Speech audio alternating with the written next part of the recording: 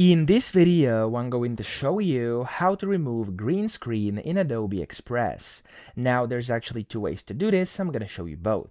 The first one is going to be if you have a green screen background just like this one. So there's background and then there's something in the foreground, for example, like a person or this stand over here or whatever. So if you want to remove the green screen this way, you want to click on the image, simply hit this remove background button inside the edit tab over here, and it's going to start loading and it's going to remove the background for you just like this. There we go. It's actually going to have an easy job because it's simply just, of course, green screen. So that's the first way you could do it. But then sometimes you could also have images like this one, which I took as an example over here. There we go.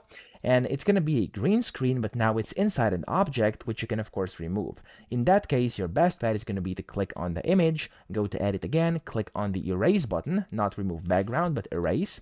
And when you do erase, you want to switch from the circle brush to quick selection, and then you simply want to just click inside here, and there we go. It's going to remove the green screen from your image. So that's how to do this. I hope this video helped you out. If it did, please subscribe to the channel and help me out as well.